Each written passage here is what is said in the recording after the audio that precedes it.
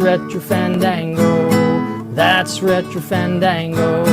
When it's Android over iPhone, and you can keep your stupid amiibo and always bashing on Nintendo. But that's Retro Fandango. That's Retro Fandango. Thanks, Retro Fandango. Wow! Hello. Welcome, everyone, to Retro Fandango, episode number 228. I'm here. Richard's here. It's been a whole month since I talked to my pal, Richard. Has it been an entire month? Yeah. Well, yeah, it's been 4 weeks at least. Yeah, 4 weeks makes a month. That's my math. Hmm. That's my math. Well, I had to push back the show twice because of scheduling conflicts. Been super busy helping my in-laws move. And then my sister came to visit last week. She came to visit friends, or one of her friends was having a baby shower, but she was using our place to crash. Mm-hmm. So we spent some time with her on Friday. That's it. That's when we record on Friday. So normally when she rolls in around 8 o'clock because she gets off work and then drives the 4 hours to get here. But I was just going to ask, how far away is she? 4-hour drive? Yeah, 4 hours. Yeah. And, but, you know, I guess she took the day off on Friday and took her time coming in, did some shopping and all that. But then she was here. She was here at supper time. So, which is when we record. Yeah. So I had to push it back. And then Saturdays, forget it. Saturdays were always swamped because of the whole moving thing. And that's when everybody was off. So everyone would gather at the house to, you know, get it all packed up and everything. Mm-hmm. Pretty much done now. But the house is, I don't know if I mentioned the house has been sold. Were we at that Congratulations. point? Oh, thank you. And yeah, it was only on the market for about a week. But Gandhi. Nice. And the closing date is November 9th. So we still have a few things there that need to go, but we're pretty much done. Yeah. Nice. Yeah. Well, it worked out because the first time we were supposed to record, I didn't realize it was a recording day. I sent you a message apologizing, and you're like, "We're supposed to record today." You would. I would not have been there had you been able to record. I completely forgot. Fair enough. But yeah, I was looking back at my notes and everything, and I realized, it has been quite a while. Yeah. I had a list of movies that I had watched, and like, well, we didn't talk about this yet, and I spent money on things I shouldn't have, and I didn't talk about those yet. Oh man. Oh yeah. Well, I got a whole bunch. Well, I got stuff too. Yeah, I got to tell you. I guess like this, this year it's just been the year of big monumental things ending for me. You know, like well, I guess I started some things and just ended, but this is a big thing that is no longer in my life. Sarah is finally split. No, I'm just kidding. No, I sold off the old video game collection. Everything. Pretty much. Really? Well, I know you had pared it down. What were you still hanging on to? Oh, I still had a ton of stuff. Now, in my mind, I had gotten rid of it because it was slated to be sold at the Barrie Game Exchange, right? So they were all in bins, ready to be put on tables and all that stuff. So in my head, it was gone, but the physical items were still in my possession. Right. So when we moved here to Sudbury, my plan was to get a table at there is a retro video game show in Sudbury. I think it's held once or twice a year. But my plan was to get or twice a year. So my plan was to get a table at that. The first one I couldn't do for, I think I was doing the trucking school thing or something. So I missed the first one, but the second one was, I don't know, it was sometime closer to now. not as long ago as, anyways, I went to go book a table and they were gone. You have to like wait in line to get a table at this place. And it's not cheap. It's pretty expensive. So there is a dollar amount that I'd have to, recuperate back off of sales before I'd start actually making money off of this thing. Okay. And then my plan also was to continue to do the Barry Game Exchange, but that has turned into something that I don't think it'll be feasible for me to do anymore, especially with the prices of the tables now at the Barry Game Exchange. They have gone up, and gas is, it'd be like a couple of tanks of gas to drive down to Barry and drive around and all that, and then come back up. So I'm looking at around $200 that I'm spending just to make some sales, and it would be lucrative to do, but and then taking a weekend to do the whole thing and the drive and all that. So in the meantime, since I have moved here to Sudbury, I have befriended the guy who runs the local comic book store, and he also sells retro video games. Of course. So I told him as we do, I'm like, yeah, I do have a bunch of stuff. I'm like, when would be a good time to come in, to do that? And he's like, anytime really, but we'll arrange a date. So like maybe a month later or whatever, he just like, yeah, come on in, and we'll open up the store for you on Sunday, because normally they're closed. We'll go to the store, and I brought in a carload full of retro games, and prices were very fair. Like he didn't, I know, like when you bring in your stuff normally to a game, they're giving you like pennies on the dollar, right? But it was him and his wife, and they went through every single game I had, and we went through it on price charting, how much it's going for, and they gave me like a percentage of that, and then once we got to the final amount, they kind of just rounded it up to the nearest, shall I say, 1,000. Oh my goodness. They did me a solid. So it pays to have friends at local retro game stores and whatnot. So, my goodness, that's the one thing that I regret about selling, is I always hear the prices that go on in your neck of the woods. What I bought here, did not cost me nearly as much as what many people pay. So I certainly did not get a whole lot back when I sold my stuff, but I got, a fair amount for what I paid for it. Yeah, the prices have always been constant, right? In Japan, like it doesn't fluctuate like they do here. I mean, the other day I saw a game in a store for what would be the equivalent of about $700-ish. And I thought, wow, I've never seen any game priced that high before. So I'm sure prices have gone up, but a lot of the games I bought, I was able to get for a couple of bucks here and there.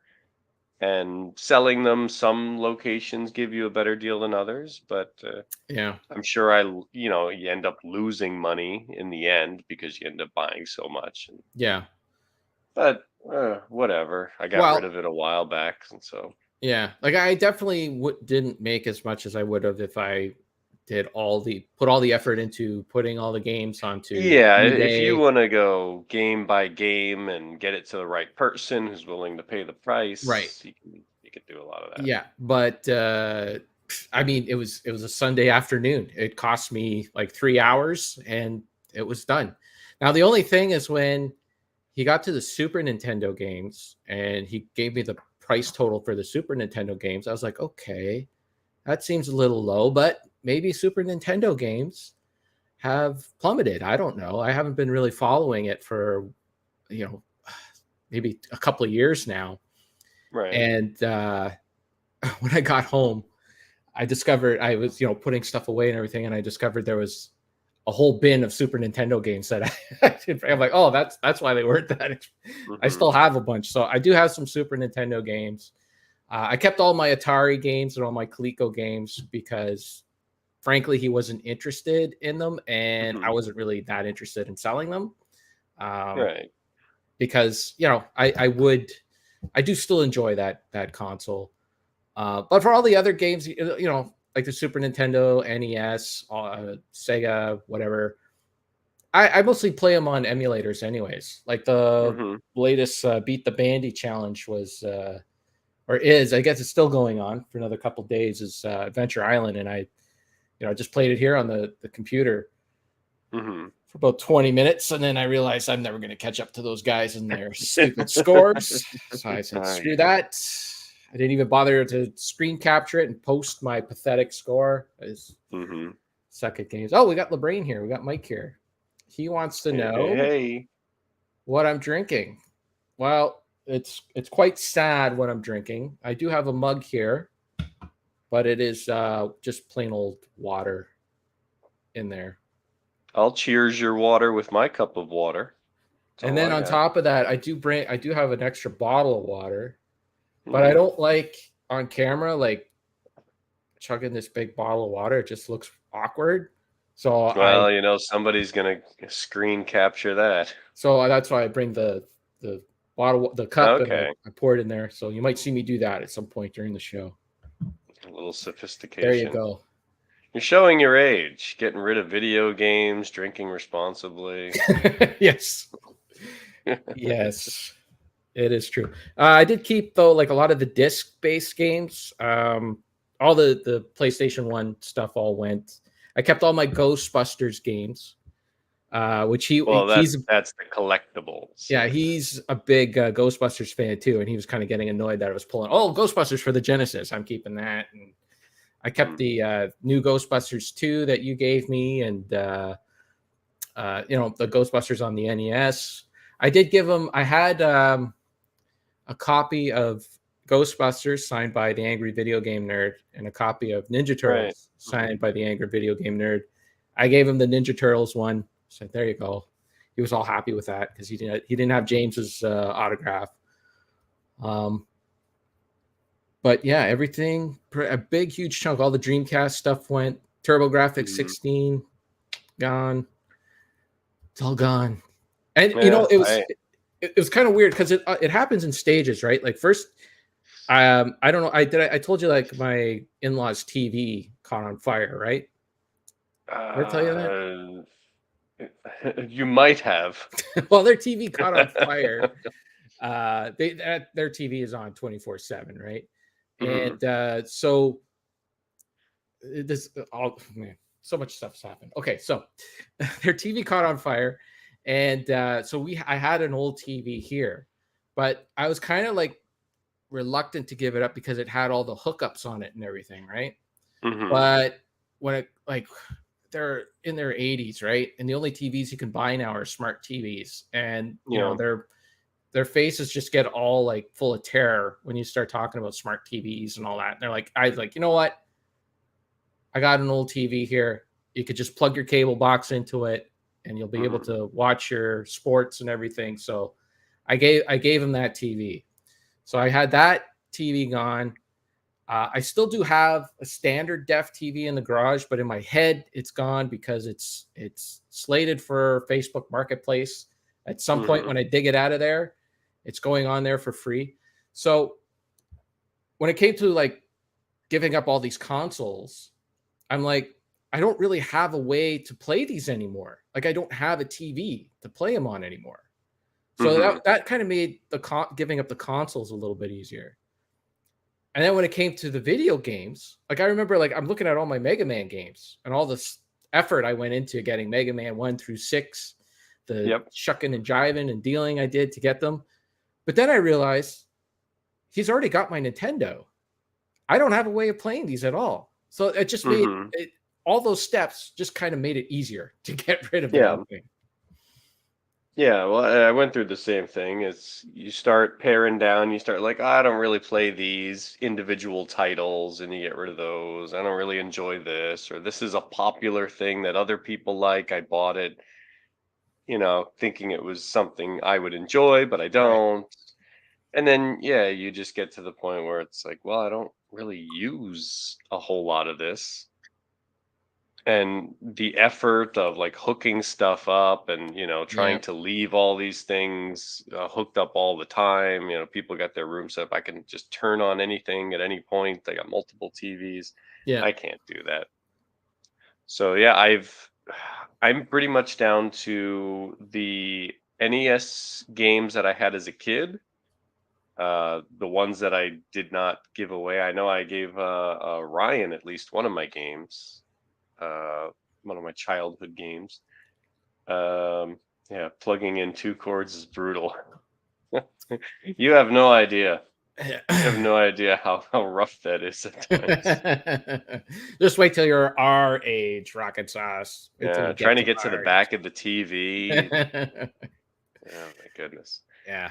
Um, yeah, I gave you Dragon's Lair, I think it Oh, was. well, look at that. Look how With the ungrateful. manual. Doesn't even the manual. remember. Yeah. Doesn't remember. Because it was a terrible game. It's like just one of those things that Dragon's I'll give Lair? it to Ryan. Dragon's Lair. the Yeah. Don Bluth animated arcade game. They had an NES game. Ugh. Terrible. Oh, I remember that. Okay, yeah. We come up to the drawbridge at the beginning You of go the to game. the drawbridge. Yeah. That's as far as I got in that game. Yeah. I remember that. Yeah, that was mine. That was my childhood Look at that. game. Disrespect. Kept in great Sauce. condition Disrespect. and played very, very rarely. Anyway, I've got like my my original Genesis, my original Nintendo. I've got my uncle's Atari stuff, and a couple other things here and there. Yeah. I do have my Ghostbusters, the video game for the 360, even though I don't have a 360 anymore. Yeah. Okay. There's part of me that doesn't want to get rid of that because it is different than the PC remastered version. Mm-hmm. So if I ever get a 360 for some reason, he still has the 64 you gave him. Oh, you better. That was a rare one. So yeah, I did keep all my 360 stuff, all the PS3 stuff. It's not really worth anything yet, anyways. So it wasn't a big deal just to keep it. All the original Xbox, all the PlayStation 2. Did I keep it or get rid of it? I can't remember. No, I think I still have a lot of it.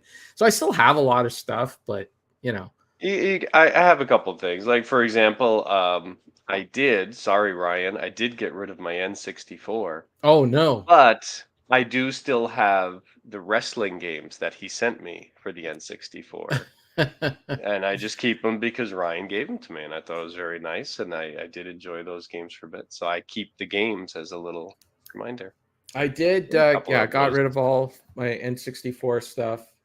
Surprisingly. Okay, so which systems do you think, because I was surprised at this, which system do you think was the most lucrative? I'm going to assume that it's following the pattern of, people went gaga over the NES and the Super Nintendo and stuff. And I would assume that it switched over more to the N64, PlayStation, GameCube-ish, moving in that direction. I didn't have much GameCube stuff because I had sold a lot of it off already a couple of years ago. So I didn't have much GameCube stuff at all. All I had was the GameCube, the Game Boy Advance player, and a couple of games. I think the Metroid games had Prime 1 and 2, which I didn't really need because I kept all my Wii stuff. So I have those games on the Wii anyways. Surprisingly, the most lucrative console, and I know all the resellers that listen to this show are leaning in because they're going to be looking for this stuff now. But shockingly, to me anyways, I did not expect this system to be as lucrative as it is. Oh, I've got a new guess. Okay, go for it. Game Boy Advance. You're one generation off. Oh, okay. The Nintendo DS. DS Lite. 3DS, all that DS stuff. My God, that. Mhm. Now we did have quite a bit of it because Sarah did collect that system as well, and she had a lot of games that they didn't even know about. But we're going for quite a bit online, and they were even kind of reluctant in picking some of it up because, yes, they are expensive, and yes, they they go for whatever. But to find a buyer who's looking for that stuff, it's more of an eBay Right. thing than a store thing. But they do a lot of shows and whatnot too. So yeah, I know. Sauce says it's easy to jailbreak those systems and put the whole library on the devices, and that was a reason why we kept our DSs. We did keep our DSs in a handful of games, but yeah, we said the same thing. Like, if we want all these, we could just put them. We could just jailbreak the system and put them all on there. But I don't know. I guess there's a collector's market out there for it, and I would understand it because, yeah, generationally, yep, we're moving forward. Plus, nowadays, I know there's a lot of people who still collect and everything, but the portability, the handheld yeah, nature, it yeah. takes up less space. It's easy to move around with it and actually use the thing. I mean, because we're going to go through the cycle, but I think at some point a lot of this collecting is going to slow down because current generations, everybody does everything on their phone. Yeah. No, No, they're not going to see the appeal. Not as many people are going to see the appeal of having all this stuff on their shelf. well, that was going on in the back of my mind too. It's like, when is this gonna? At some point, it's gonna crumble. At some point, the bubble is gonna burst. Right? Mm-hmm. It hasn't yet. It seems to just keep growing and growing, or at least shifting into new things or whatever. But I kind of wanted to get out before that all happened. Plus, I've moved on to other things to collect. I'm Yeah. more into the vinyl and stuff, and I collect that stuff knowing full well that stuff is going to be sold for $1 a piece to some collector at some point. When I'm 68 and the home is around the corner, and I'm like, I got to get rid of all this stuff. Yeah. But I'm just buying it for now, to enjoy it for now, because that's the thing. As long as you enjoy it, I Right. think the important thing is that I think we both a long time ago got tired of the hunt of, like, I just need to go out and buy something that I don't have so that I can Right. go out and buy the next thing that I don't have. Yeah. Which, to be fair, you do with the music, I do with the movies and everything. So Yeah. Well, I did buy all those games with the intent to play them, and I did play a lot of them. And then it's like, well, I'm going to keep them in case I play them again, or I'm going to get to this game at some point. But then, like I said, like, when I do play an NES game, it's on an emulator. It just doesn't bother me as much as it used to. I feel that emulation has gotten so much better. It's so Yeah. much more accessible, just easier. I'm sitting at the computer, I'm listening to Duke's podcast, and he's going on about the Beat the Bandy, and I'm like, oh yeah. And then I check Discord right on the computer. What is the Beat the Bandy? Oh, it's this. And then, so am I going to get up now, go pull out the NES, pull out that copy of, hook it all up? I'm at the computer, might as well just fire it up. And I played it for a half an hour and said, that's enough. That was it. So yeah, anyway. I get it. I spent a little bit of time branching into my topics here. I spent a little bit of time looking on Amazon at some really, really sexy Bluetooth retro controllers for emulation and stuff. Like There's I got a right here. controller. Oh, the one I'm looking at is even sexier. Yeah, this thing a is a decade old now, I think. That is cool though. It's got the 4 face buttons. For Yeah. anyone who's listening, it's an NES It's an knockoff. 8-bit DOE. It's This is got like one of the first ones that came out. It is Bluetooth, that but I just find it easier to look it up that way. is exactly what I was going to say. It's an 8-bit DOE controller that looks like the Sega Saturn controller. Okay. So it's got that nice soft D-pad that kind of rolls, which is great for when they do a lot of fighting games on the.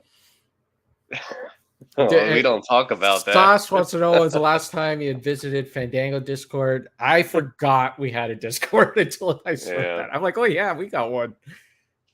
I'm sure the last time we visited was after the last time somebody else visited. It might have been pre-pandemic. Might have been. Who knows? That's probably about it. But anyway, the what I always liked about the Sega Saturn controller is it has the 6 face buttons, and then it has the 2 shoulder buttons. So you got everything you need for most classic retro games. Mm-hmm. And then this one had like the one bad thing that I didn't like about the trying to buy like a knockoff Saturn controller for the PC or whatever is that it only had one start button, not a select button. Yeah. So like there would be not for a lot of options you would need that, but they have them now where they have extra buttons in the center, and it's all like wireless or you can plug it in, whatever. So I was thinking of that. It's like, oh, if I want to play some old retro games and I just want to hook up, through emulation, that controller looks pretty nice to me. Yep. Well, that's what I do. I got the launch box on the computer. Basically turns your whole, like how on the original Xbox, the emulation on there would turn it into like this emulation machine where you can pick all the games and all that stuff. Yeah, pretty much the same thing. You just fire up the program and it turns your PC into this emulation haven. Yep. Well, definitely one of the things that I will not part with is the modded Xbox, which some nice person hooked me up with, and I continue to thank that person. I still have it. But, I did not give that up. I didn't give up any Xbox stuff. So. But I was going to start talking about this stuff anyway because I had made the Raspberry Pi, the Retro Pi set up years and years ago. Yep. And I realized over time I hadn't been using it. But every once in a while I'd fire it up and say, it still works. Okay, turn it off. Still works. Turn it off. But at some point I had also modded my Wii to throw a bunch of stuff on there. That homebrew station thing, and I still have the Wii hooked up to my TV, like the main TV, and once in a while my daughter messes around with it, and she found all of the homebrew stuff on there. Yeah, she was playing a bunch of the Mario games on Super Nintendo. But then one thing I realized is when I set it up, I guess I did something wrong. You can't save the games on that. So like whenever you try to save it, there's an error. I was like, that stinks. She has to like keep playing Mario from the beginning every single time. Oh. So I thought, okay, I can try to fix that. Or I'm not using the Raspberry Pi. I had basically deleted all the console stuff off it and left it just arcade games. I was like, I still have the ROMs and everything. I'll throw some games on there that she wants to play. So I got some on a USB, plugged it in, and then I don't know what happened, but right after I put those games on there, the startup menu for the Retro Pi started lagging, like extremely weird, because I had it set up with music and everything, and the music would stop, and then like you'd hit a button like to go down the menu, and then it would like nothing would happen. 10 seconds later, it would go down as if it finally received the command. I was like, what is going on with this? So I thought, did I put a bad ROM on there? Should I delete them? I'll go through. Is there too much memory, whatever? So I messed around with it for a bit, realized there's still a ton of memory on this card. I don't have a lot of stuff on there. And I figured, all right, whatever. Let me just update this and see what happens. Maybe I need an update. And I did that. And as soon as I updated it, realized, okay, my Retro Pi setup is completely out of date, and now I can't access any of the menus because it's not reading whatever. Deleted the whole thing, got a new memory card, set it all up again. Luckily, I still had all the stuff on an old computer, so I could flash the image and all that kind of stuff. Now it works fine. Got it all set up again. Did the usual routine of saying, I'm only going to put on the games that I need. I'm not going to put on 1,000 games that I'm never going to play. Just the ones I want. So I was like picking and choosing, put those on there. I'll throw this one on there too. I'll throw that one on there too. Let me throw some of these on there too. And now I got it set up, and I was like, okay, now I have to map the buttons for a lot of these. They're all over the place. All right, delete, delete, delete, delete. So I'm going through the process of paring it down again. But one of the things I was excited about is I had ordered like joystick parts years ago for setting up the arcade machine. Right. And I had a bunch of leftover ones. And the current setup on the arcade cabinet that I made is only 3 buttons because I took off all the fighting games and I was just like, I'll just leave it for like super simple arcade games.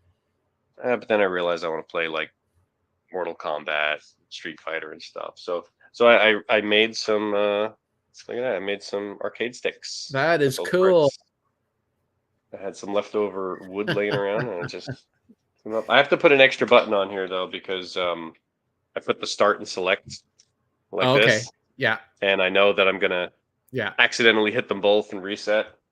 So I made 2 of these. Good audio for the audio only.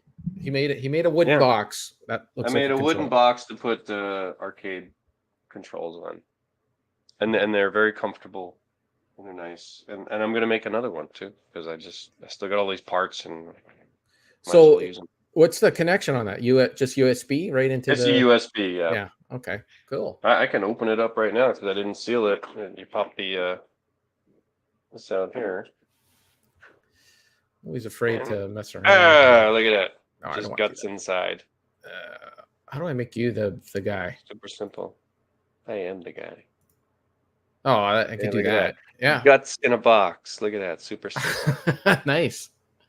So you didn't have, is that all just like you plug the wires in? You're not doing any soldering there or anything? No, it's you buy them cheap on Amazon. It's like, it's basically the joystick. And then there's like a bunch of buttons, and then you just plug them in. They just have little idiot-proof connections. It's maybe they do this. I just don't pay attention. I just don't know. But I'm kind of surprised that you don't see more of that kind of thing in like the esports thing where guys are making their own controller. Oh, for those like gaming competition things? Yeah. Like they make their own, controller to like customize to specifically their, right. Syncrasies, their eccentric things they do when they play them games. Maybe it's not allowed. Maybe you have to use the standard. Like I do see some of them use arcade sticks. Some of them just use regular controllers, but kind of surprised you don't see more of that kind of thing.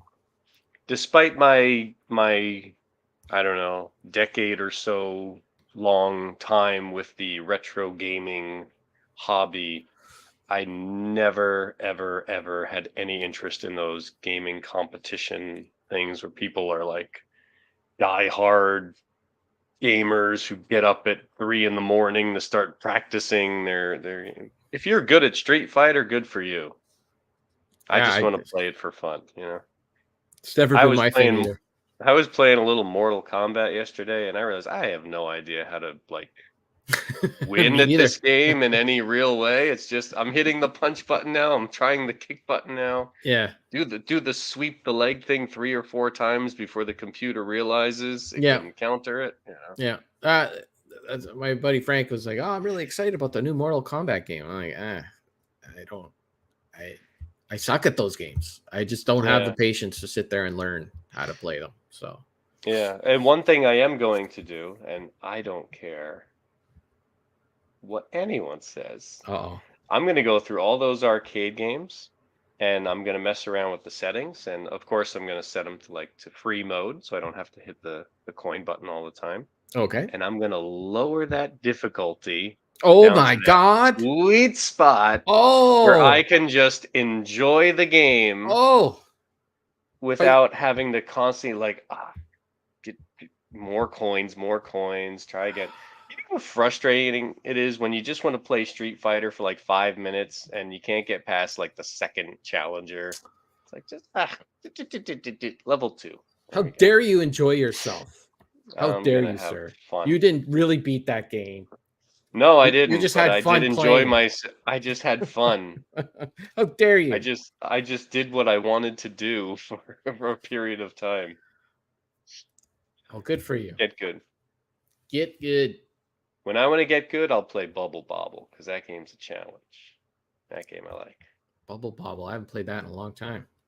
Bubble Bobble. If I ever got an arcade machine, like which I never will, but if I ever got a real arcade machine, I would get Bubble Bobble. That'd be my number one choice. Cool. That's a fun game. Well, speaking of games, I have been playing some games that are on the Game Pass on the Xbox. I just messed around a little bit today with the new. Well, it's new. It's like the remake of Dead Space. Have you ever played There's that? a remake? Yeah, they kind of, I don't know, remade it. But I don't know. I didn't make it very far. I just started playing it, like, because it just came up on Game Pass. I was kind of like, this doesn't really feel any different than, maybe it does if you get further in, but at the beginning it just kind of felt like the same game again. So I really don't understand why they did it. I don't know.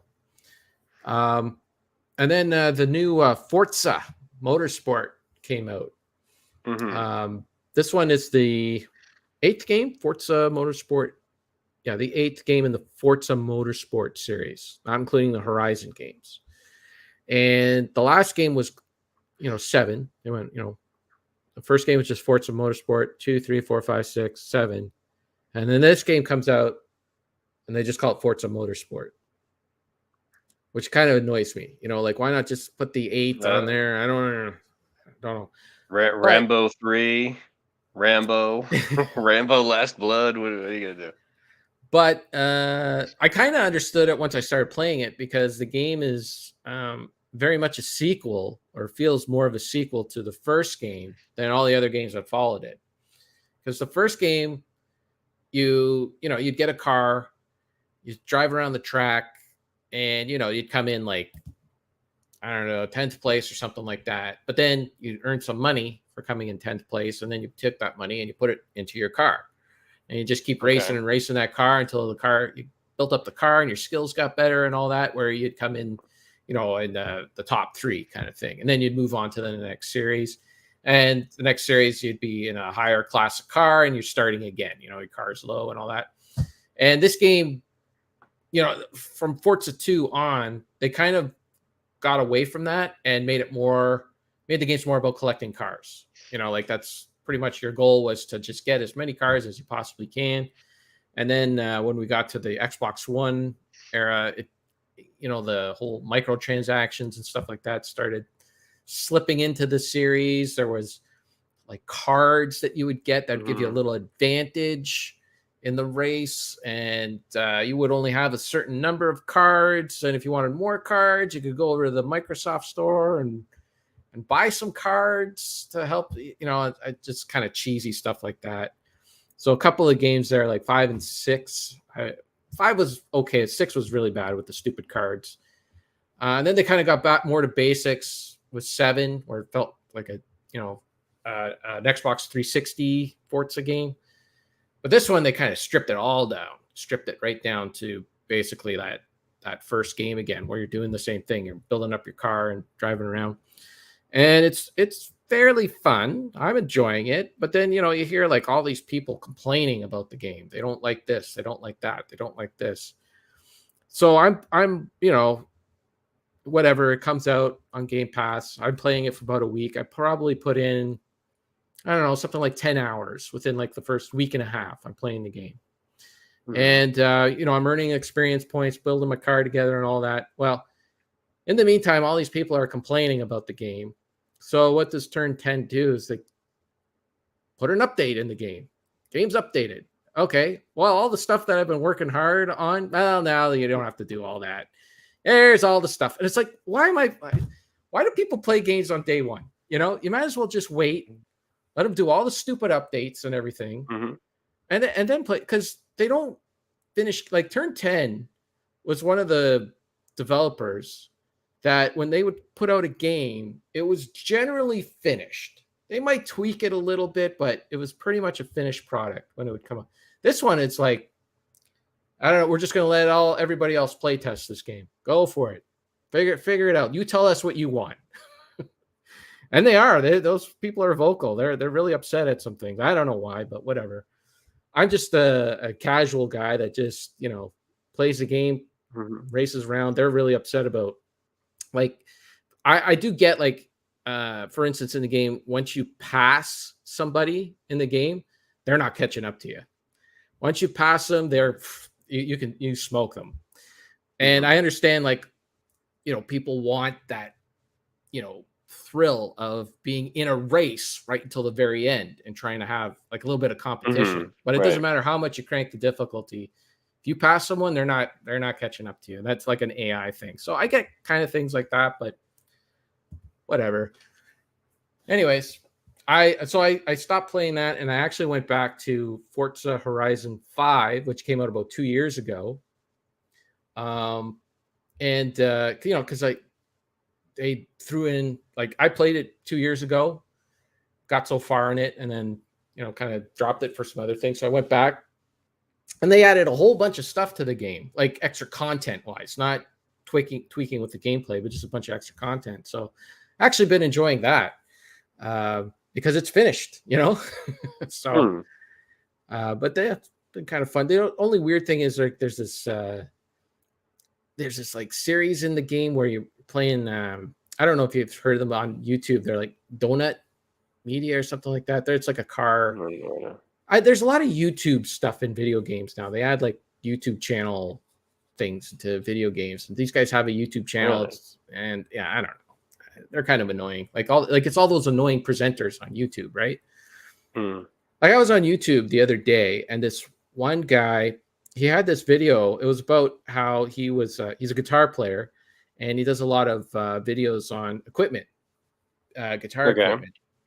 And he had one problem with one guitar manufacturer. They sent them out. It was like a guitar to learn how to play guitar on. So he was going to do like this whole thing where he had someone who didn't know how to play guitar, see if they could learn a couple songs on this guitar instruction thing or whatever, and just see how good it is. And then he got like this weird letter from them because other YouTubers have been putting out reviews of this guitar and been giving it lousy reviews. So he got this letter from them that says, "Hey, we want you to do this review, but you can't do this, you can't say this, you can't do that, blah blah blah blah blah." And he's like, "You know what? He just did a video about how it all works and how all these YouTubers do talk to each other, you know, and these companies treat, you know, the people like they don't talk to each other." And it was quite interesting. And it was a very, you know, informative video and that. And he has, you know, about 90,000 subscribers on YouTube. I was like, okay, that's pretty good. The next video I watched, it was on the band. I can't remember what band it was. Matt Bandy? No, it wasn't Matt Bandy. What the heck band was it? Well, I was on. There was some sort of history thing that I wanted to learn about some band, like something that kind of confused me about some band. So I went to their Wikipedia page and I read, you know, a little bit about this stuff. And I'm like, oh, okay, yeah, all right, blah, blah, blah, whatever about this band. And then one of the videos that popped up on YouTube was a video about the band. I'm like, oh, well, let's see what this guy has to say. Let's see like what his perspective on the whole history of it. So I click on it and he's reading verbatim of what I just read on Wikipedia. Like just like word, like almost, you know, to the word, you know, of what. And so he's just reading Wikipedia. 500,000 subscribers. Yeah. Like, what the hell? 500,000. It's not, well, for one thing, a lot of people don't read these days, so that's true. Yeah. They're not going to fact check all these things, right? And yeah, it's. I mean, you learn this when you make YouTube videos. It's all about the regularity, the consistency. I got a new video up. I'm constantly, sending you updates on social media. Yep. That's what it takes for a lot of these people. The band wasn't the band. I would remember that. The band. Not the Bubble band. Bobble 2. I've never played that. It looks very colorful. I've never played it. That's I'm a purist. I go to the original Bubble Bobble. It's original, or get the fuck up. Yeah. All right. OG Bubble Bobble. What else do we want to talk about? I got some stuff here. Oh, I've got many things to hold in front of the camera. All right, let's hold some stuff in front of the camera. All right. Well, let's do the stuff you'll make fun of me for first. If you remember, I had a few gremlins in a previous episode. Yes. I did those little coin machine things. So yeah, you get a little something. After I got my gremlins, I was like, I'm good. I'm not going to do those anymore because that costs a lot of money. And, I look like a child sitting there just playing those machines. But I came across one machine that I wasn't even attempting to really look for, but it was right there in my local video rental shop. And they had the 89 Batmobile. Why would I make fun of that? That's cool. This is awesome. And Yeah. can you believe this came out of one of those egg machine things? No. I'll see if I can looks do it, great. but it breaks into two pieces. I'm afraid to do it because I don't want to damage this. Is that so it could fit in the egg? Yeah, so it's like two parts. Right. Almost like a little model. So the canopy comes off and the little things where the machine guns go. Yeah. You have to put those on. Oh. But there were 3 different versions, and I was like, I kind of want because they come with different accessories. The car I found out is the same, so no matter what one you get this base car. Right. But they had one that comes with a little Batman, which I have right here. It's the little Batman. That's and there's cool. also a little Batman that you can sit in there, so you can take out the seat and put a little seated Batman. Now, in is there. this a situation where you have to constantly be putting quarters in and hoping you get the right one? Yes, it's not quarters though. Oh yeah. Well, sorry, I'm old school. Yeah. I remember putting quarters in machines. Old. Anyway, I really wanted the one that came with Batman, and there were 3 different versions. So I got one, and I got a different version which came with explosion effects and stuff like that, which I have here.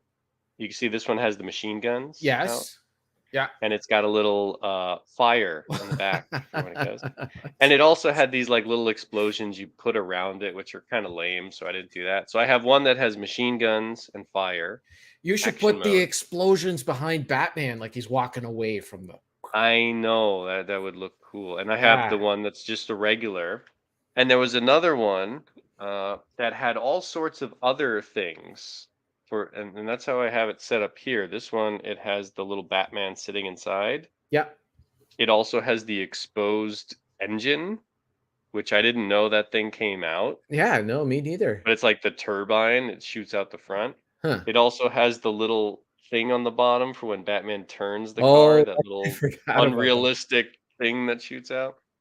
It also has those there were little bars that shot out, so he tripped people. You could put those on there. Yeah. So it just had all these different options. So I've got 3 of them set up.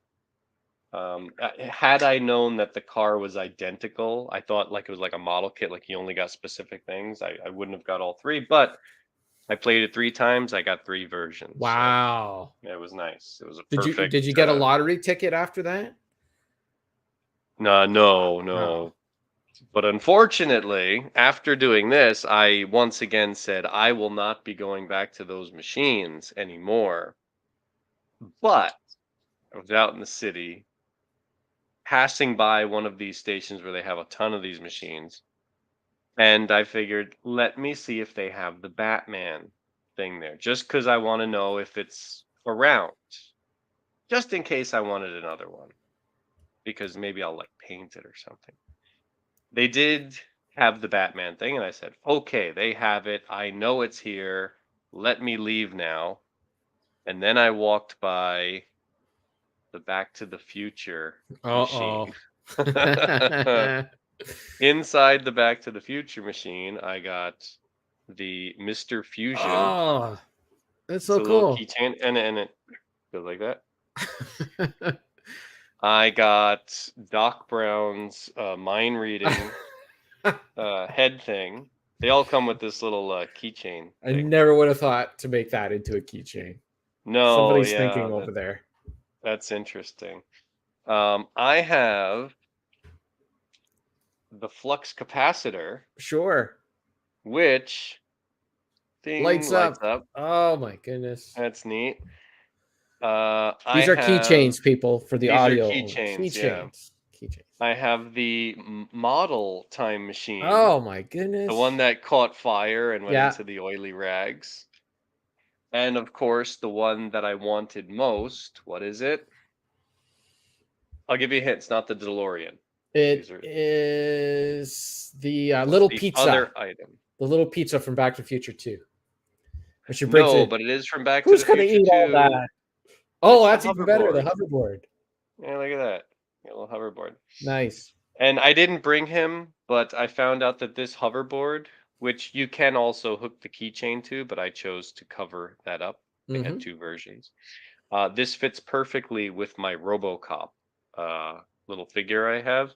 So I have him holding the hoverboard because I don't know how to display this. It's just a tiny little thing. Right. But yeah. Those are awesome. So now I have to tell myself again, do not go near look at that. The steal your money. Sauce got it. He knew You got it. That was the one I wanted most, and it was the second one that I got. And then I had to keep going because the one I was missing was the car, and I really wanted the car. Nice. So I might have a couple of flux capacitors and Mr. Fusions lying about. Okay, is that it? That's it for my toys. That's wow. It for my toys. Okay. I can talk about movies now. I can sure hold up some movies. Sure, why not? Well, it's the spooky season. Yes, so I wanted to watch some like scary movies. I made it my mission to just watch like spooky Halloweenish movies. And did you know that in what year is this? 2023, we had a Friday the 13th in October. I know. That's the day that my in-laws sold the house. Oh. Yeah. Fun fact. Fun fact. I was going to say it means something, but fun fact is probably more apropos. I did watch all of the Friday the 13th movies that I own. Wow. So how many do you own? That I own. 1, 2, 3, 4, 5, 6. I got 1 through 4 on this. That's a lot. That's a lot. And oh boy, I remember we watched these with Matt, the Cygnus Destroyer LJN Defender. Right. And that was the first time I had ever seen them. And it was kind of in a whirlwind. I was like, okay, yeah, they're not great, but some kind of fun here. Second time around, they're really not as entertaining. It's not as good. I don't know. Some of them, okay, but I was getting sleepy through a lot of these. Because I do have an itching to watch those again. The first one is not bad. The second one I thought was a bit of a waste. The third one, is the silly 3D one with the yo-yos and stuff like that. The fourth one has Corey Feldman and Crispin Glover doing that weird dance. Right. The fifth one was the copycat one. Okay. Where it's not Jason. Not really Jason. And then the sixth one is when he's like supernatural coming back. So I'd say like I probably 1 was all right. 2 and 3 I started to dip. 4, 5, 6 were a little more entertaining for me. But I remember really liking 1 and 2, and then it just started going downhill. But yeah, I don't I know. don't know I how I mean, feel. one of the best things is, yeah, these movies like 95 minutes, 86 minutes, 95 minutes, 91 minutes. At 90 minutes, I can't complain too much. Right. Yeah. I did finally watch The Sixth Sense in my You've little CD DVD That's so weird. case here. So you've They, never they, seen it before. I always avoided it because I heard the spoiler Yeah. like right when the movie came out, and it just made me feel like, oh, everyone's making such a big deal, like, oh, there's a big twist at the end. There's a big twist at the end, and then I heard what the twist was. Mm-hmm. I was like, okay. And then I ended up seeing a bunch of other the M Night Shyamalan movies, and I was like, oh, these aren't very good. No. I do agree, Ryan. I did like the Freddy movies more than the Jason movies. Freddy's just so much more entertaining. But this is a good movie. It's very well done. Yeah. There's some good acting. There's some good moments. Even knowing the ending, it was still entertaining throughout. I could see it from the second time around point of view, where you're Yeah. looking at all the, oh, okay, I see what they did there. Yeah. And part of me was thinking, hey, would I have been able to figure this twist out the first time watching it? Which, if I had watched it back when it came out, probably not. I probably wouldn't have been thinking about it. But knowing that there's a twist ending, I think if you had gone into it, Yeah. you'd probably see the clues a little more easily. Like the first time I watched it, I didn't know there was a twist. I Yeah, had and no then it idea. just became big news. That was the advertising, like, Right. oh, wait for that twist ending. But yeah, I wonder if I watched it the first time, if I would have been able to figure it out, knowing that there was a twist coming up. But I don't know. Can't say. Yeah, I don't know. But I did yeah, it's tough. enjoy. I did enjoy watching it the second time around. There was about 20 years in between viewings, but One thing I for really me, liked about it is that it's not like, it sets it up that it's going to be this creepy, like, ooh, creepy things coming at you, and there are moments that have that feel to it, but it's not about being creepy. It's you know the message of the movie was healing and helping right? each other, Yeah, and so I kind of enjoyed that little, like, it's not just going for like, oh, gore, creepy, scary. yeah. Sauce and I have to disagree on the Unbreakable universe. I did plan on trying to watch all because I did watch all the Kevin Smith movies. So the next guy I was going to go on to was M. Night Shyamalan and watch all his movies, and I made it as far as Unbreakable. I got to the end of that, and I was kind of like, That's the yeah, second one. I know it's that bad. I had never seen it before, but that one was enough. I was kind of like, I eh. saw it once. I don't. I think I'm somewhere between you and Ryan. But I always wanted to see it again. It's just one of those movies that for some reason I can never find. And I think I Well, did see the Blu-ray somewhere, and it was I just like oddly expensive for what it was. I just recently, I don't know if you've checked your Twitter messages, but I got the okay. I don't know if you read this, but I got the okay to finally Oh, talk about the Plex server that is available to yeah. you. Well, I And think I think we've. I just saw that before signing on, and I think we've talked about that I know before. I'm just He's being an not made ass, it a but secret. anyways, well, I mean, okay, let's not get into it. We'll talk about it. We can talk, but anyways, Okay. the Plex server, Creepy Josh's Plex server is available to you, and I'm pretty sure Unbreakable is on there. I'm pretty sure Well, I I'm saw that. sure. Well, he has every movie that I've never thought to look for. It's like it's on there. So Yeah, yes, I do. I have seen the second one, the one like I don't know if you're not going to continue on with your M Night Shyamalan run if you gave up after Unbreakable, but the movie Split he did as part of that yeah. universe. That's like I the know. twist at Apparently, the end. that is the spoiler, though, is that it is part of that universe. Well, it's not really a spoiler. It's just like it doesn't pertain to it in any way other than it's like, oh, they're connected. That's just Right. thing. But I did enjoy that one. It is odd. There were some strange moments in that I didn't quite enjoy or understand, but I am curious to go back to them at some point. Anyway, another movie that I finally watched, I happened to come across it. I wasn't really looking for it. Is the Fog by John Carpenter. Mm, John Carpenter's The Fog. yeah. Yeah, Yeah. yeah, I yeah. agree. I was very curious to see Jamie Lee Curtis and Janet Leigh sharing scenes, and I think they say one line of dialogue to each other. Yeah. So very fun idea. Very sloppy A lot of execution. potential. Yes. A lot of potential there.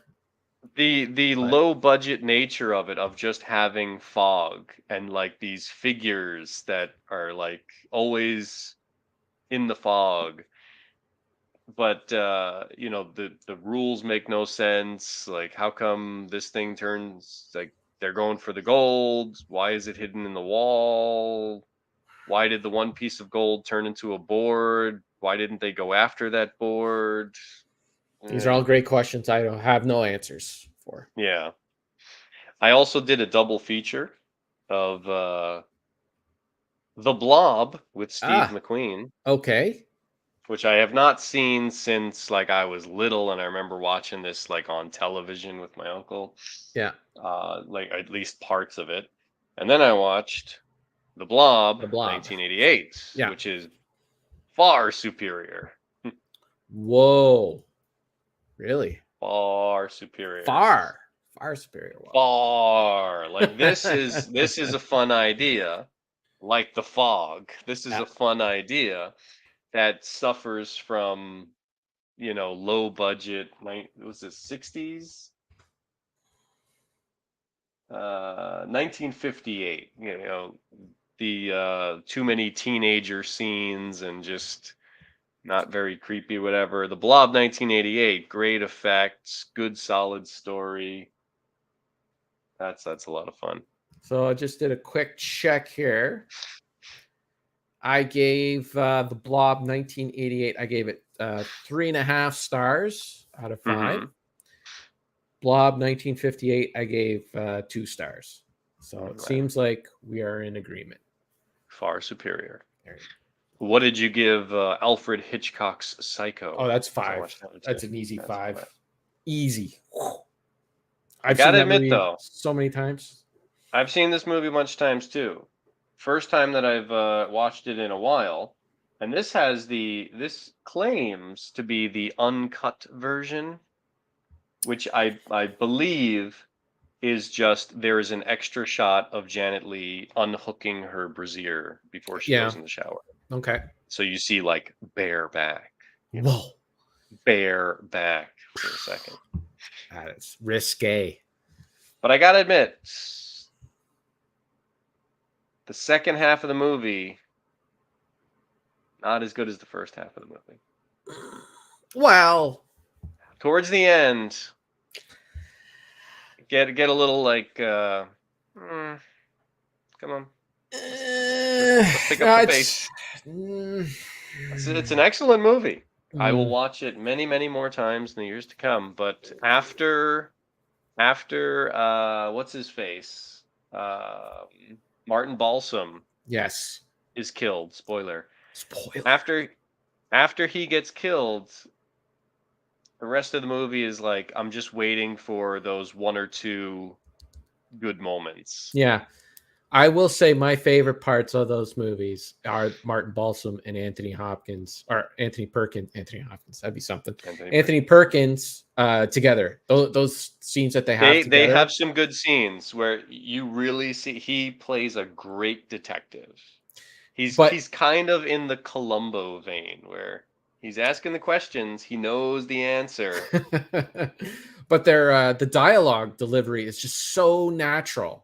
They like that should be every actor has to sit down and study that and try to aim and achieve that, because they do not, it does not feel like as if they are saying lines at all. It is, Yeah.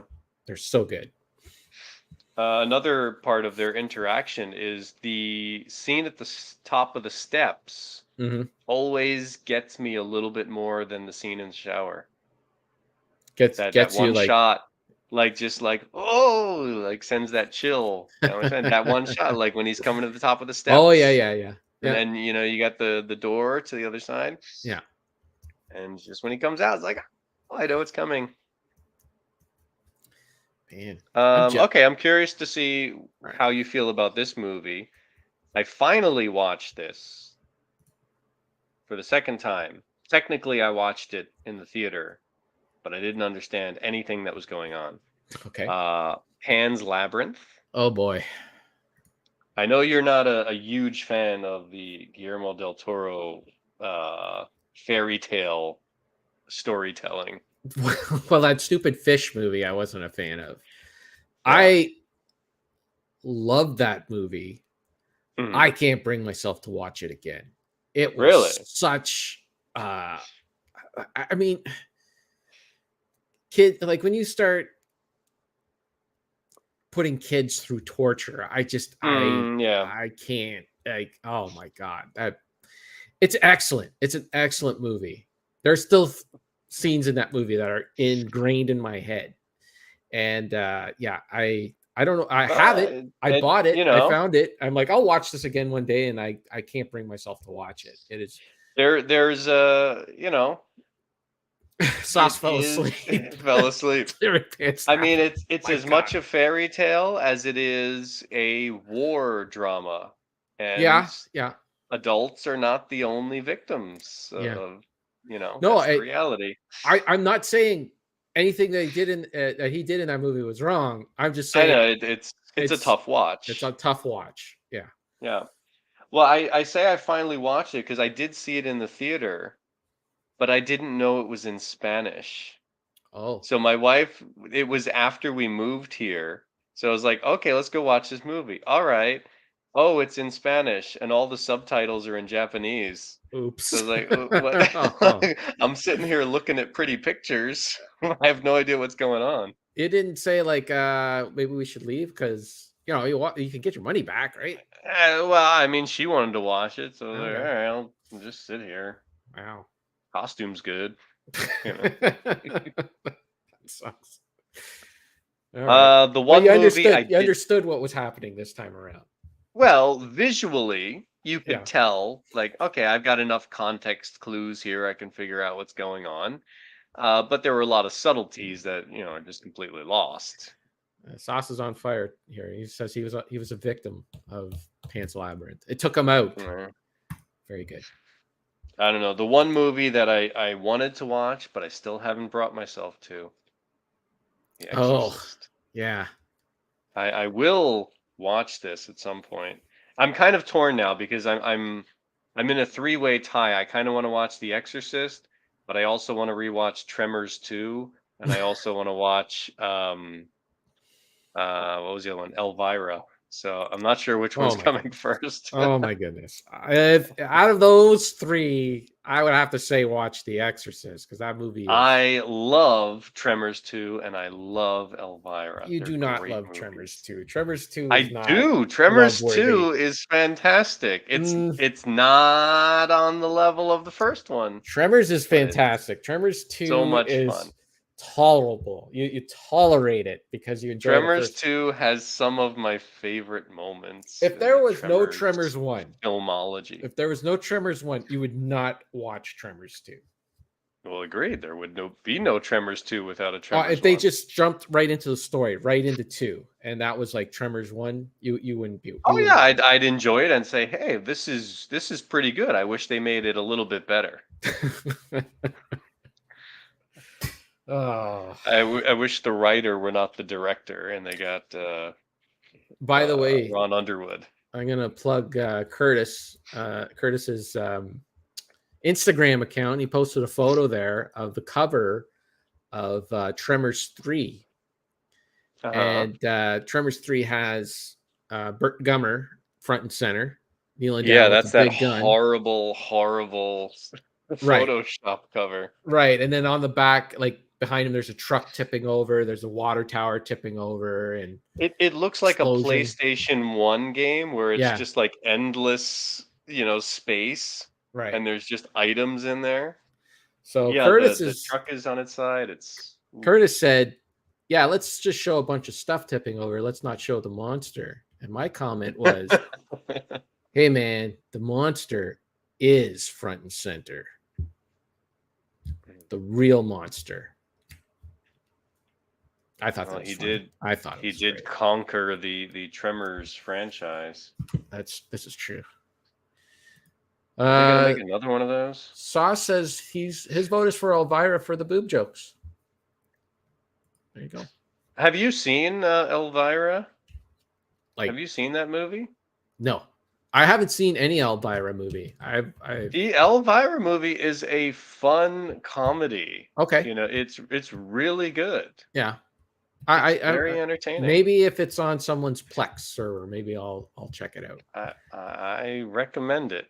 I watched it on television a lot as a kid, and then when I finally got a proper copy of it and watched it, I was like, oh my goodness, they had to edit a lot of these jokes out because there's a lot of innuendo and language. Well, yeah, you had some different television there in Jersey because I didn't have any Elvira on TV. Elvira was like it would come on like the Sunday afternoon movie. Wow.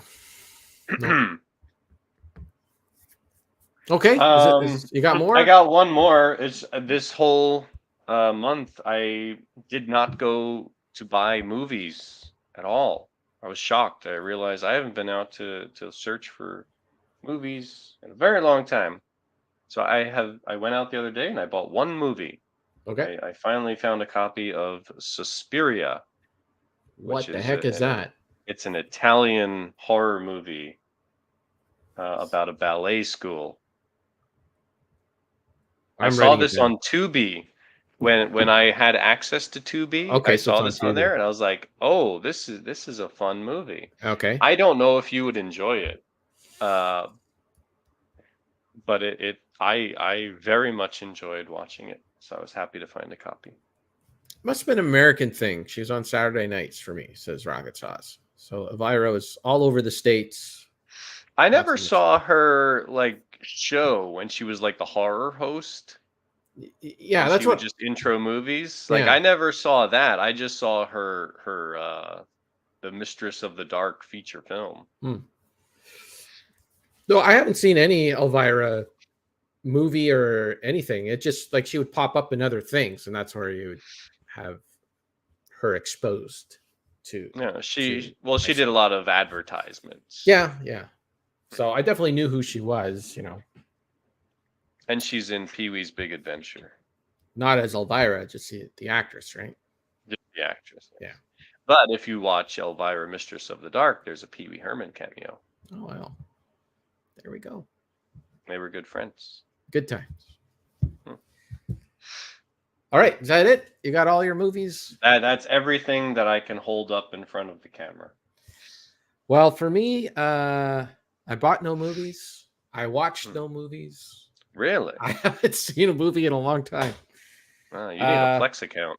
I guess I do. I've just been busy. While I've been busy, the baseball playoffs have been on, so I've been watching those, and they've been fantastic. We had some great Game 7s. So, and all I've been watching with Sarah is the Wonder Years and plugging away slowly. How far along are you on that? So we're on season 5 right now. Did you get to the hamster yet? I have not got to the hamster. Wow. Kevin is driving though now, and his voice is jumping all over the place. Sure.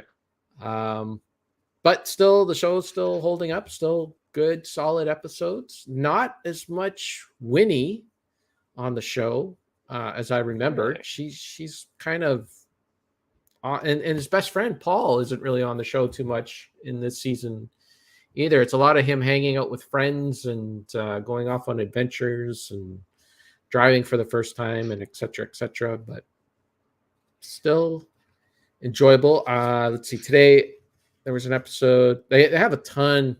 I should write them down Today it was Alicia Silverstone, who popped up as a girl at Kevin's school, and David Schwimmer is his sister Karen's boyfriend, who she moves in with, and the father's not too happy with that, with them shacking up, as they would say back then. So I really have nothing much to report other than that. But I do have some stuff to show you. And believe it or not, I got all this stuff. I haven't paid for any of it. It's all been free. Donations To the collection. So first, speaking of Creepy Josh and his Plex server, he's also, not only has he been sending me movies digitally, but he's been sending me movies physically. I guess he's got a business account with Canada Post, and in October, on Thursdays, they let people with business accounts ship stuff for free. Wow. So he sent me this awesome collection of Star Trek DVD. Ooh, look at that. I didn't even know it ever came in a case like this. I have owned. Wait a minute. 1, 2, 3, 4, 5, 6. Yep. All right. I've owned all of these DVD special editions of Star Trek individually at some point, but I've never seen them in a case like that. In a fancy box. Look at that. Yeah. All the photos. Well, not these two. Well, not that one, but all the rest are from the motion picture. It looks like. Oh, maybe not that one. Yeah, Chekhov's wearing a collar. Yeah, but the rest of them all look like motion picture action. The back one, yeah, sure. Well, that's got to be motion picture McCoy after he shaved. Oh yeah, when he had his big medallion, came with that woolly beard. Oh man, yeah, those were some styles. 70s. Yeah, but yeah, that's going with my other. I did keep. So I had all these and I got rid of them at some point, but now that I got this nice case. You did get rid of them? I thought you were hanging on to those. Well, I did hang on to the next generation ones. So when I moved, basically, I needed to get rid of them. What logic is this? You hate the next generation movies. Because I had them. So I bought all these on Blu-ray, right? I have all these on Blu-ray. Oh, okay. Right? So it's like, do I need the DVDs? No, I don't need the DVDs. There might be a few extra features on the DVDs. There are. Make it to the Blu-ray. There is nothing other than the menus. The menus are amazing on the DVD. Like you can go I think on Star Trek 2, I think you go on the Genesis thing, you go into that. I can't remember. I have to look at it cave? Again. I can't remember. No, not the cave. I think you go onto the ship that Khan stole. Why am I blanking on it? Oh, the Reliant. Yeah, I think you go in the Reliant, and the Genesis is in there, and the menus and stuff. Oh, okay. Star Trek 4, it's the Bird of Prey and all that stuff. So there's a lot of cool stuff like that in the menus that you don't get on the Blu-ray. But other than that, what is it? How come they got rid of all the cool menus when you go to Blu-ray? Because it's cheaper. I mean, yes, but they used to charge an arm and a leg for these, the DVDs. The DVDs were like at least $30 to $40, especially a double special edition like this. They were charging a lot of money, so they would put a lot of effort into them. Now it's like, well, if you're gonna, you can buy a Blu-ray for $10, so they just put simple menus on them. But anyways, the reason why I kept these is because I don't have them on Blu-ray, and I just wasn't gonna. So which one are you missing? None of them. Okay. Because I got this stupid Nemesis on this regular. Because this movie's crap. Okay.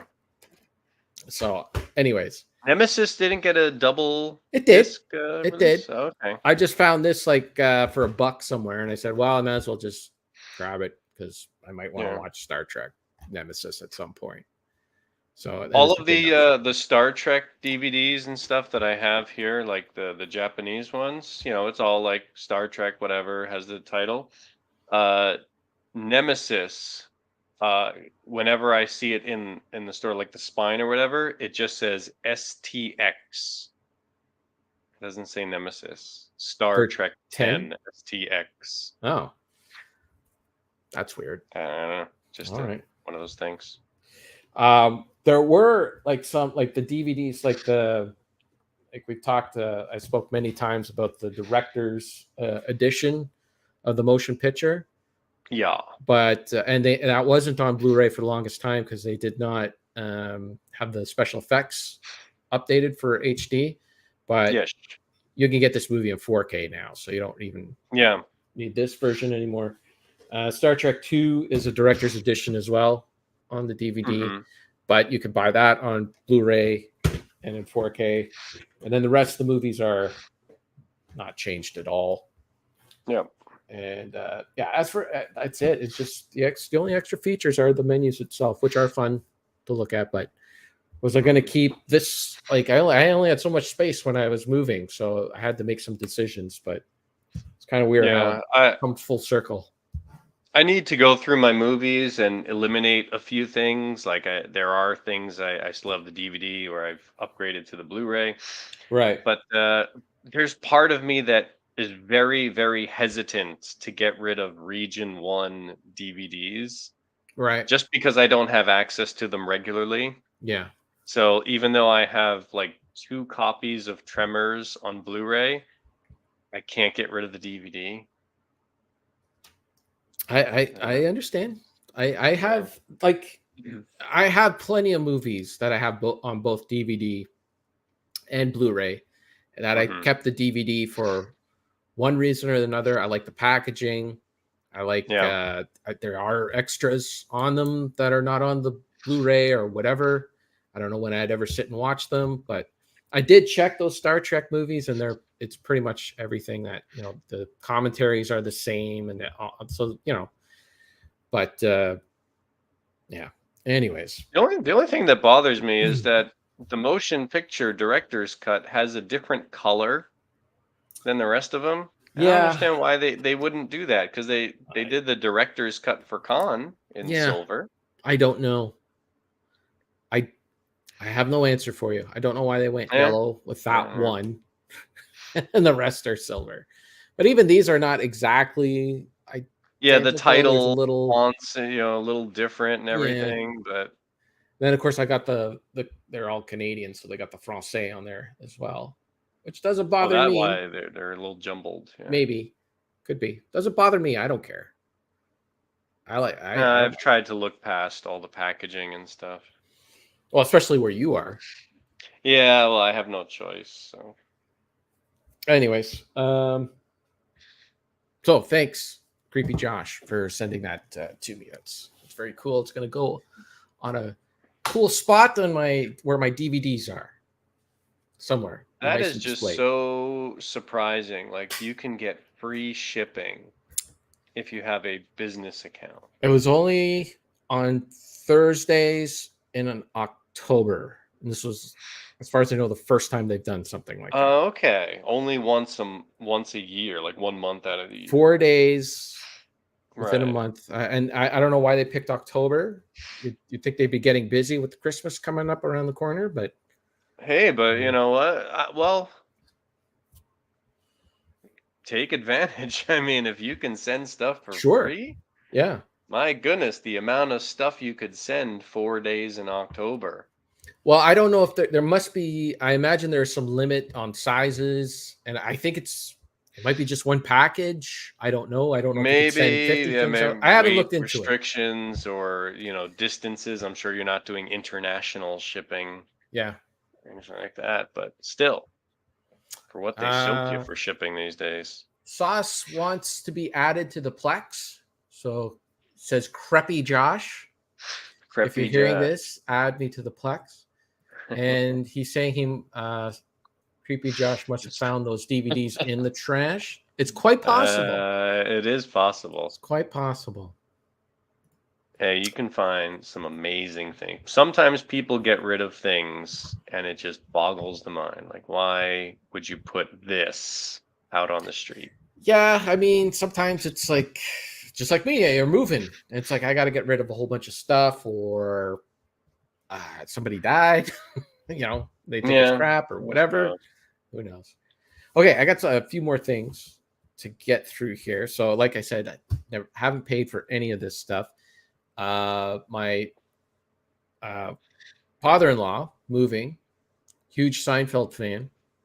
Oh, He got a whole bunch of magazines when the show went off the air. Like how like final. They were on the yeah, they cover of a make lot of magazines. special magazines. Yeah. Right. So he was speaking of a guy that's getting rid of stuff. He was dumping out of a bunch of stuff. So he handed me an envelope full of magazines. He's like, "This is all full of Seinfeld magazines from when they went off the air. Do you want them?" And I'm like, "Well, why not go through them right here with Richard?" So I You haven't even haven't looked at them I yet? haven't looked at them. Ooh, That's all right. right. It's open, but I haven't. Like I kind of like okay, but I haven't looked at it. So he did find one later. This was the People's Weekly Extra, farewell special issue of Seinfeld. And I'm flipping to our ads here, but it does seem to have. Oh, look at that! The new what's this? The 1997 Pontiac Vibe. Sports Transport 1997. Oh Pontiac. my goodness, how long ago did Seinfeld go off Yeah, it the was air? 97 or Oh, 98. Yeah. There's a Pontiac ad there. That's pretty cool. I know this is great audio. for what is now an old clunker of a car that nobody wants. There's the parents there. Oh, look at that. That's the Yeah. one nice thing about the magazines. You often get a lot of those behind the scene photos or, Yeah. shot especially for that Well, article. yeah, the magazines used to pay them to come in to do like a specific shoot. So here you got Jerry Seinfeld on a stool. You wouldn't normally see that. They must have been holding him up there or something. Some Photoshop there. But forever Seinfeld. I know. Again, this is great audio. Yeah. Watch the video. Okay, so there's that one. So in here, I have no idea what's in here. So let's. Oh, all right. Let's guess. Let's guess some titles. Okay. What was the first one? That was. This was a Time? People Weekly People. Extra. Okay, so I'm gonna guess there's a Time magazine in there. Okay. What else were popular magazines? I never read magazines. Some sort of entertainment weekly or those garbage things you find at the grocery stands. Yes. I can't remember the names of any other magazines. Oprah. She's loving that magazine. All right. Well, you're right about Entertainment Weekly. There's okay. I actually have this somewhere. That one I remember. That fist pumping pose. Yeah, this one had a breakdown of all the episodes in it, and I think it came out before the final season aired. I think the final season isn't in here, but this is a cool. Like it has a bunch of write-ups from the writers and stuff like that on the individual episodes where they got the idea and whatnot, because they would take ideas from their, from their personal lives and put them into the show. Especially Larry David, who infamously quit Saturday Night Live on the Saturday night, and then he went back in on the Monday morning and pretended like he didn't quit, and that was the inspiration for the episode where George quit his job and then came in on the Monday morning, kind of thing. So I got 2 copies of this now. Let's see. What we got here. Goodbye Seinfeld commemorative magazine. This is just a magazine dedicated to the Goodbye Seinfeld. Just for that. Just for that. It's got the same photo that was in the Entertainment Weekly. It does, yeah. Just on the cover. Or that was the People magazine. Yeah, People magazine. 9 years to Seinfeld. There's Larry David. That's pretty cool. Seinfeld, July 5th, 1989 to May 14th, 1998. Yeah, so a lot of cool. There's like no ads in this thing. Just pictures just of pictures. Seinfeld people. There's some Julia for you. Julia Louis Dreyfus. Is it Louis or Louis? Louis. Julia Gulia. Julia Gulia. By the way, I forgot to show you the ad on the back of this Entertainment Weekly. Look at that cigarette. Oh, Light can and you sassy. do that anymore? I know. I'm surprised they were still able to do that in 1998, especially on the back cover. All right, let's see what else is in here. We got another Entertainment Weekly. This is the actual goodbye. See, we're up to 168. So long, Seinfeld. 168 episodes on that Entertainment Weekly. Like, why would they do this breakdown at 100? With 148. Because it'll sell magazines. Well, yeah, I guess it worked on my father-in-law and myself. Hopefully, I'm not giving away his address here. No, he moved anyway, didn't he? He moved away from there a long time ago. No issues. Again, the parents. Stars of the show. Yeah, well, many episodes they were fantastic in. Yeah, that's good stuff. All the writers and that. Okay, so this is pretty much the same thing where it's the write-up on every episode, but I guess they're up to, they added the 106 or the 20 other episodes. All right, so that's cool. How many more magazines do we got here? We have 2 more. We used to make a lot of those things.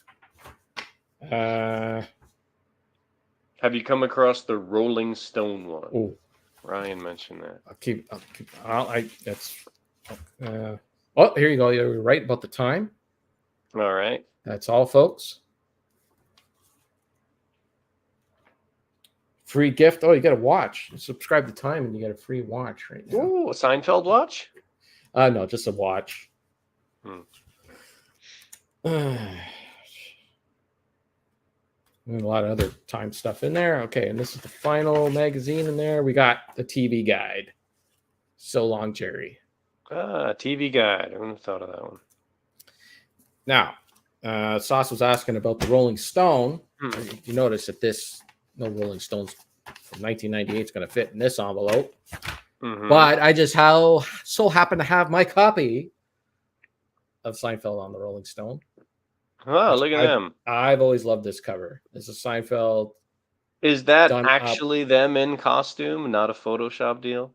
I'm trying to explain it to the audio people that it's them dressed up as the characters from The Wizard of Oz. I don't know if it's Photoshopped. I don't know. It kind of probably is. I don't know. Would Rolling Stone pay to have them all come in and do that? This episode, oh my God. It's all this guitar players in here and everything. B.B. King and Keith Richards. Forget Rolling Stones, it used to be about music.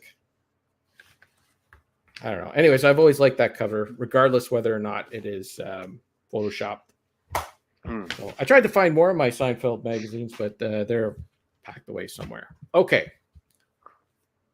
So I saved the best for last. Oh, there's more. All the people who waited, you guys are in for a treat. Is this more Seinfeld or is this a brand new topic? I would say, visually speaking. Okay. This is better than Seinfeld. Visually speaking. Okay.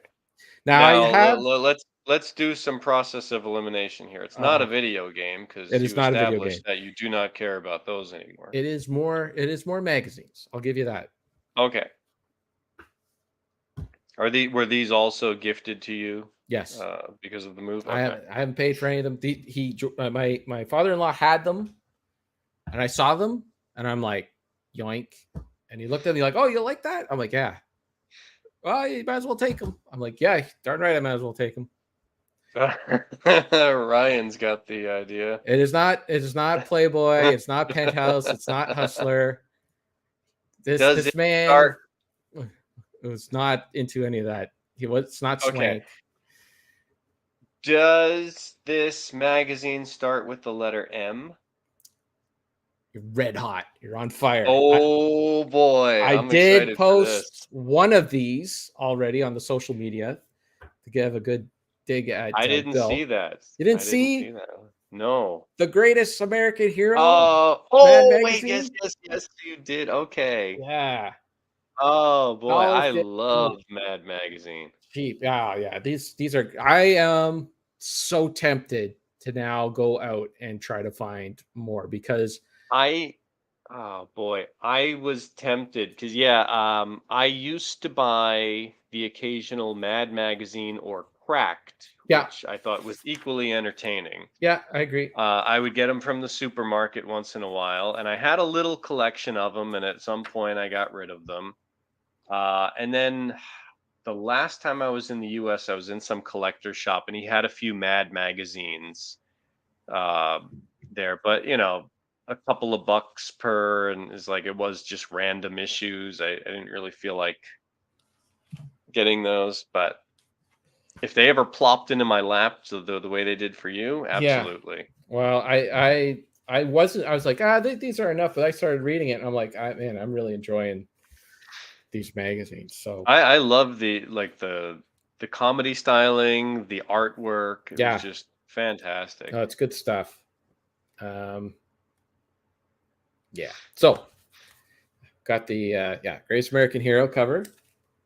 This was like a little insert thing about the American Revolution, I guess. I'm not an American historian, but it's called Made. I want ye. I want ye.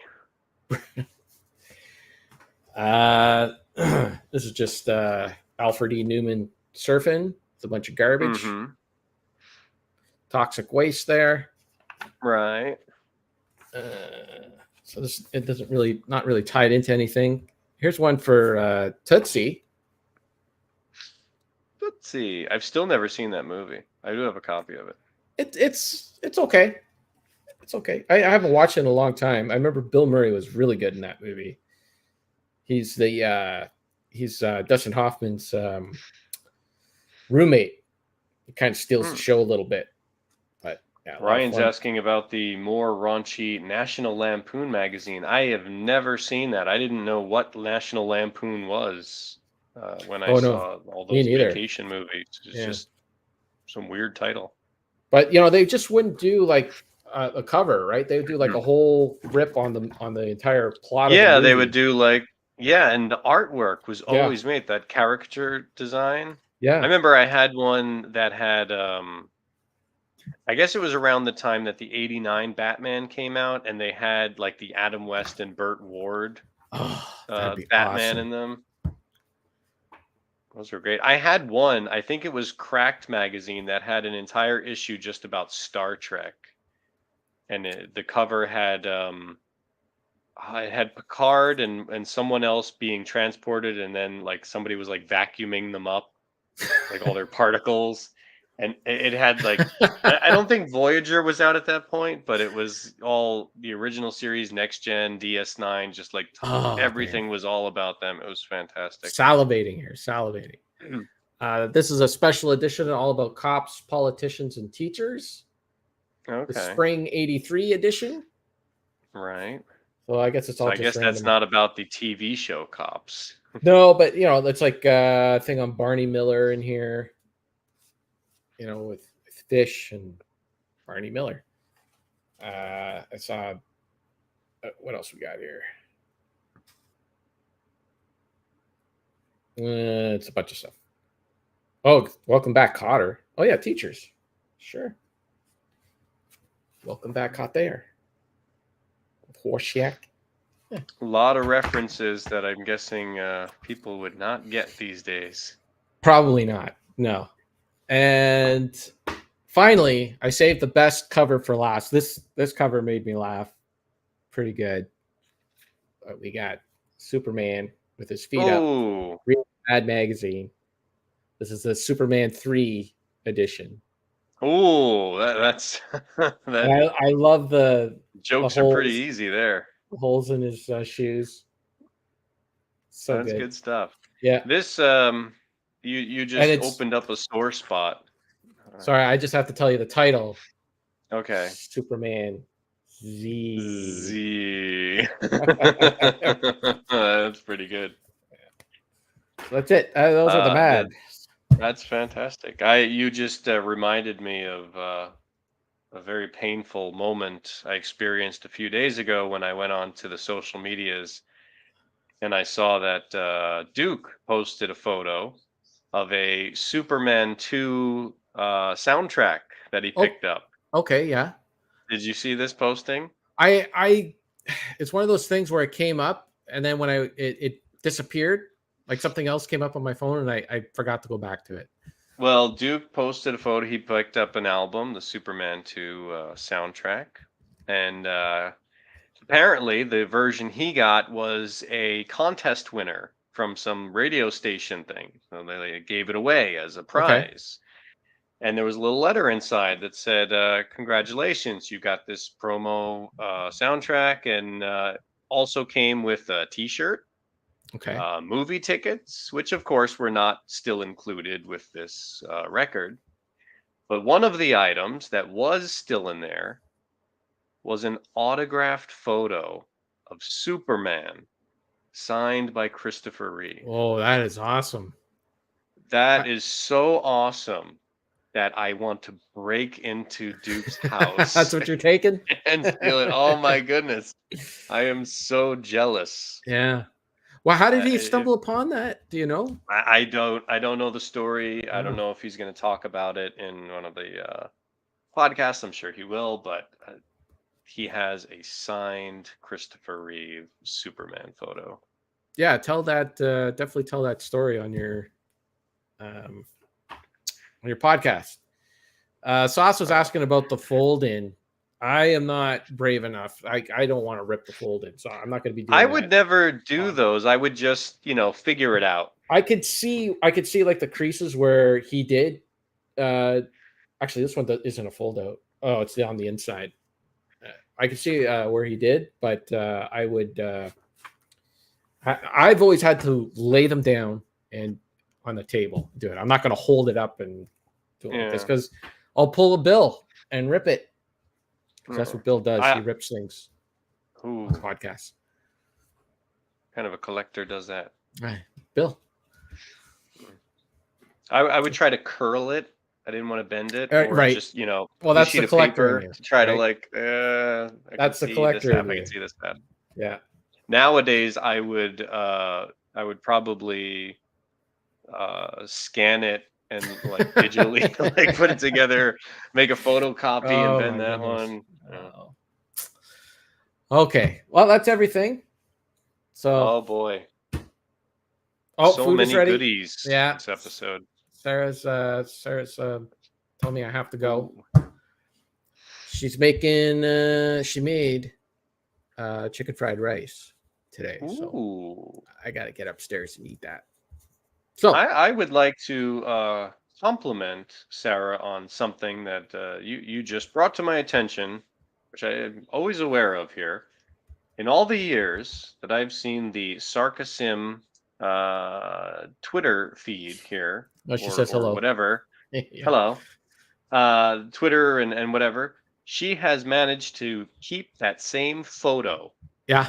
With the mug for all these years. Yeah. Because everybody changes their picture, their photo once in a while and thing, but managed to keep the same photo. Yeah. I remember when Rocket Sauce was a character from South Park. And yeah, he had a literal rocket at one point. Yeah. Well, I guess before we go, I guess I should say something about Sarah too, because tomorrow is our 23rd wedding anniversary. If you can. Oh my goodness! Congratulations. Thank you. October 28th. Yeah, that's tomorrow, right? Yeah. Okay. Yeah. Definitely. Okay. 23 times around the sun, and we've stayed married. And you see a lot of people always complaining about their marriages and whatever. I just saw this thing on TikTok or something, one of those video things, probably on Facebook, where they were saying how if you talk to married people, they always just say it's good.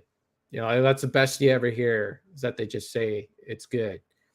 What about this video game? Oh, it's amazing. You have to play this video game. It's amazing. Or how about that movie? Oh, it's fantastic. How's your marriage? It's good.